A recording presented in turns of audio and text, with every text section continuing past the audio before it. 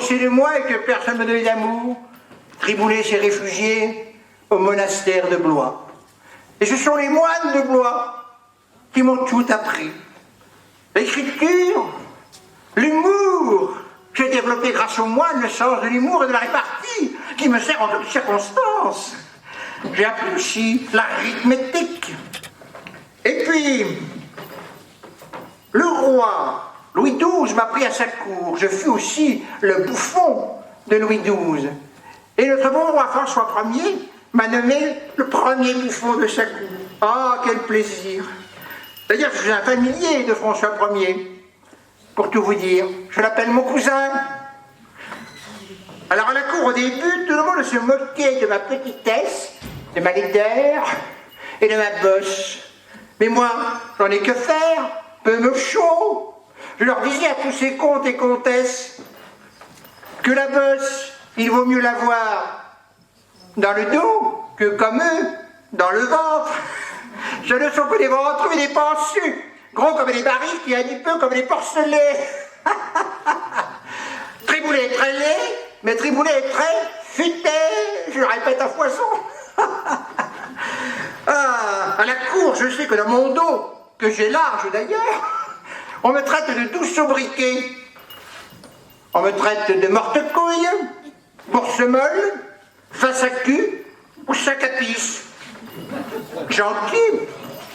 Alors moi je le dis à tous ces gens, je leur dis que je n'ai pas que comme eux la figure du visage pour exceller. Moi j'ai aussi les figures acrobatiques, la souplesse de Triboulet, et j'ai aussi les figures de style, l'élégance verbale, l'humour, non que la figure de leur visage. Un jour, un comte, vous savez, un jour un comte s'adresse à moi et me dit « Mais Triboulet, comment la nature et Dieu ont pu-t-elle faire une créature aussi laide et bancale que toi ?» Alors je lui ai répondu tout de go. Je lui ai dit « Avec tout le respect que je vous dois, sire, Triboulet a une partie de son corps fort tendue et il se dit à la cour, au dire de votre femme, quand cette partie de votre anatomie, vous n'êtes pas aussi bien pourvu que Triboulet. » Ah, je ne lui ai pas plu, il était estomaqué.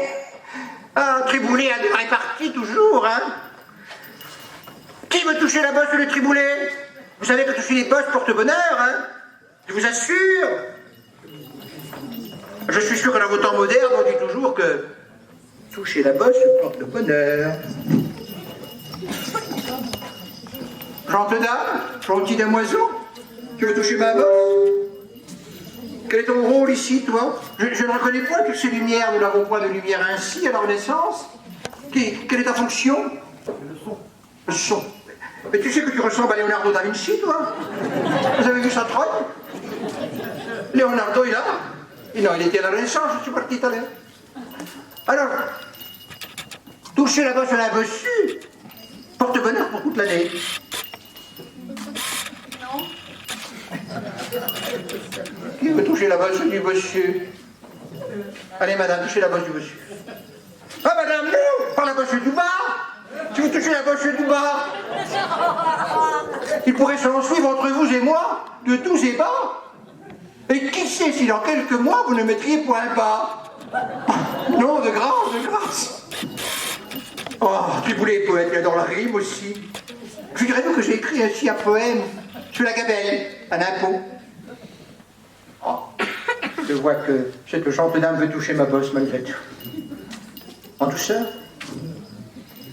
Alors, si tu touches la bosse du haut, c'est annonciateur de doux cadeaux pour toute l'année. Allez, touche la bosse. T'as plus confiance? Oh, quel bonheur de se faire toucher la bosse. Alors, comme je vous disais, je suis aussi poète.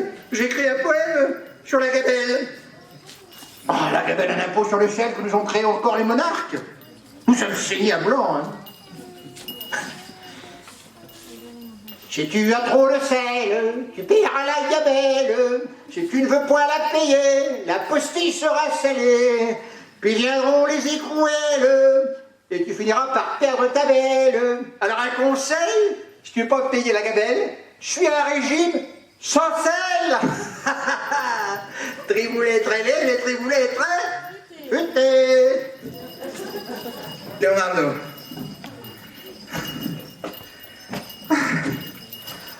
Ah, quel bonheur d'être ici en 2019, les bouffonnades. Allez les enfants, qui va attraper la belle?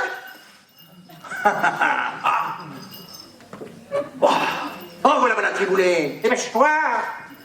Oh, quelle souplesse. Oh, l'inconvénient de la technique, c'est toi, Leonardo, qui m'a mis ça. Pas le pseudo, Leonardo. Tiens. Alors, on m'envoie un appareil comme ça, la Renaissance. Dès que je suis arrivé là, on est sauté sur moi, on m'a équipé de moultes appareils.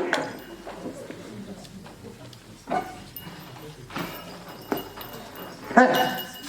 Je suis prête. Je vous disais donc, mon cousin m'a demandé l'autre fois d'apprendre à monter à cheval, figurez-vous. Il veut que je l'accompagne sur les champs de bataille. Et je lui ai dit, mon cousin, vous imaginez les Triboulets monter à cheval? Ce n'est point chose de possible. Si je monte à cheval, vous allez assister à une mutation génétique en direct. Votre cheval va se transformer en dromadaire. Gardez-moi plutôt dans vos champs de culture. C'est mieux que dans vos champs de bataille. Sur les champs de culture, au moins, je servirai d'épouvantail. Je ferai taire aux oiseaux. Ah là là là là. Je suis une famille nombreuse, je vous l'ai dit. J'ai un grand frère, un grand escogriffe, un grand échalas.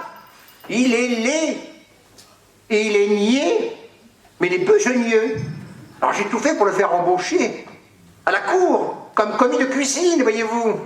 Alors mon cousin m'a dit, bouffon, quelle qualité a ton frère qui fasse que je l'embauche dans les cuisines royales? Ben, je lui dis, mon cousin c'est simple. Vous avez le plus grand respect pour Dieu qui a créé l'univers et les planètes. Eh bien, mon frère en cuisine, il vous fera les planètes. La vaisselle sera nettoyée, quoi, les planètes. Ah, François Ier, des fois, réagit moins vite que Triboulet, hein. Ah, sacré François. Figurez-vous que l'autre fois, alors que j'étais à la cour à Amboise, nous avons reçu l'ambassadeur de Venise. Son éminence en personne est venue nous rendre visite pour 4 jours. Et l'ambassadeur de Venise fut prise de violentes coliques néphrétiques. Ce n'est point chose amusante. Alors une idée est venue à Triboulet, je me suis habillé avec la tenue du médecin royal. Et j'étais rendre visite, habillé en médecin, à l'ambassadeur. Et je lui ai dit, ambassadeur, si vous voulez être guéri demain de votre colique néphrétique, suivez mes conseils. Je vais vous donner un docte conseil. Et de demain, vous pourrez danser à la réception. Vous prenez votre doigt, vous l'enfoncez profond, profond dans votre bouche, pour bien limiter de salive, vous le ressortez, vous l'enfoncez profond, profond dans votre anus, pour bien qu'il s'imprègne, vous le ressortez à nouveau, vous l'enfoncez profond, profond dans votre gorge, toujours pour qu'il s'y mette, vous le ressortez à nouveau, et vous renfoncez profond, profond.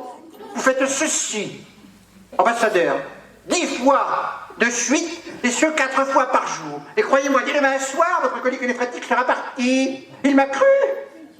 Il l'a fait. Quand je suis sorti de la chambre, vous imaginez, j'ai fait courir cette nouvelle dans toute la cour. Tous les courtisans étaient au courant. Le lendemain soir, quand il est arrivé au bal, dans la salle de réception, il était fringant. Mais je vous dis pas, tout le monde se gossait, tout le monde ricanait comme des moussus. Triboulet exceptionnel. Je suis prêt à toutes les bouffonnades. Mais il y a une bouffonnade, une répartie qui a failli me coûter la vie, figurez-vous. Mon cousin, bien qu'il m'aime, m'a toujours dit, bouffon, je t'interdis de te moquer et d'offenser la gente féminine. Mal m'en a pris. Un jour, j'ai fait un jeu de mots sur sa maîtresse. Vous la connaissez, Anne de Pisseleu. Mais je lui ai dit, mon cousin, la Pisseleu, quel étrange nom quand même, Pisseleu, Pisseluive. Et je lui ai dit, la Pisseleu, elle est chaude, hein, c'est ça, hein, mon cousin. Mais je sais plus qu'elle t'a filé la chaude pisse. Ah oui, la Pisseleu est chaude, elle a filé la chaude pisse. Bouffon, tu t'es moqué de moi. Il est rentré dans une colère royale. Je vais te condamner à mort. Choisis ta mort. Veux-tu être décapité, pendu, noyé? Alors je lui ai répondu depuis le go. Mon cousin, par Saint-Denis-Touche et Saint-Pancrace, les patrons de la folie, je veux mourir de vieillesse. Tu seras épargné. Eh oui, j'ai choisi la meilleure solution. Je mourrai de vieillesse, il m'a épargné. Triboulet en toutes circonstances, même les plus périlleuses, fait preuve d'humour, voyez-vous. Alors, je vais vous dire, il faut vivre comme Triboulet.